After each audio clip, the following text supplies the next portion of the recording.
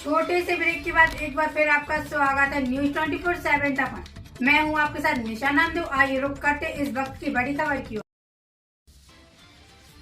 गंज बासोदा में मंगलवार की शाम को स्थानीय पटवारी सभागार में प्रशासन शांति समिति की बैठक आयोजित की गई। बैठक का उद्देश्य आगामी गणेश उत्सव, डोल 11 अनंत चतुर्दशी एवं मिलाद उन नबी पर्व को शांति और सौहार्दपूर्ण तरीके से संपन्न कराना है। इस अवसर पर एसडीएम विजय राय ने प्रशासन की ओर से तय गाइडलाइन बताई और कहा कि डीजे का उपयोग निर्धारित वॉल्यूम में ही किया जाए। गणपति पंडाल अनुमति लेकर लगाए जाएं, उनमें विद्युत विभाग से अस्थायी कनेक्शन भी जरूर लें। विसर्जन के दौरान निर्धारित समय में ही विसर्जन करें। एसडीओपी मनोज मिश्रा ने सभी पर्वों पर पुलिस व्यवस्था चाक चौबंद रखने की बात कही और झांकी संचालकों को आवश्यक दिशा निर्देश भी दिए। इस अवसर पर तहसीलदार संदीप जायसवाल, टीआई शहर संजीव चौकसे, टीआई देहात हरिकिशन लोहिया, जिला पंचायत सदस्य गायत्री रघुवंशी, विधायक प्रतिनिधि देवेंद्र रघुवंशी, दीपू, नगर के गणमान्य नागरिकगण सहित बड़ी संख्या में पत्रकार मौजूद रहे। विश्व हिंदू परिषद के अभिषेक शर्मा गुरुजी ने अपना प्रस्ताव रखते हुए कहा कि मूर्तियों के विसर्जन के लिए तालाब नुमा कुंड का निर्माण करना चाहिए, जिसमें सभी बड़ी छोटी प्रतिमाएं भी विसर्जित हो सके। अगर समय अभाव के कारण कुंड निर्माण में प्रशासन को असुविधा हो रही है तो इस वर्ष बेड़ी एवं मिट्टी की प्रतिमाओं को सीधे नदी में ही विसर्जित कराया जाए।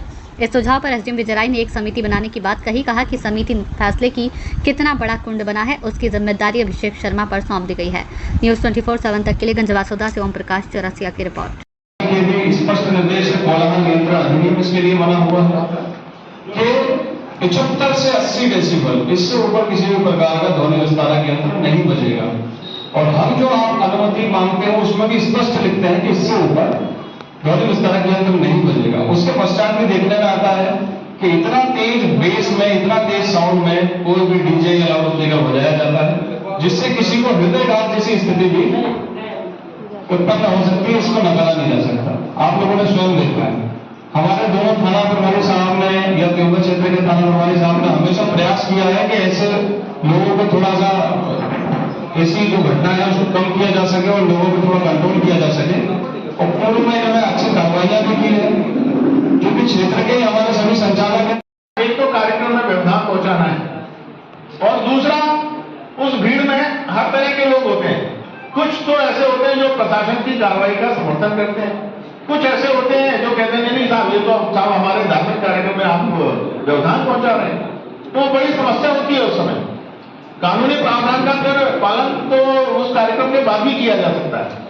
तो मैं आज यहां से ये भी आप लोगों के माध्यम से ये अनुरोध करना चाहूंगा कि इस पर हमें कड़ाई से नियंत्रण करने की कोशिश करें। हम नहीं कह रहे कि आप डीजे मत लाइए, लेकिन अगर लाइए तो फिर उसका जो 75 डेसिबल का नियम है जो माननीय मुख्यमंत्री जी और शासन और कानून में प्रावधान है उसके अनुरूप चलिए, उसका पालन करना।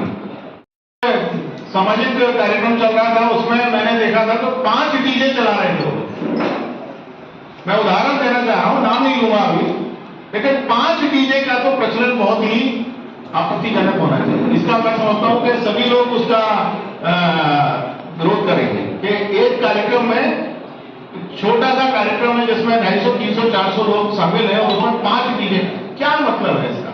हम क्या दिखाना चाहते हैं?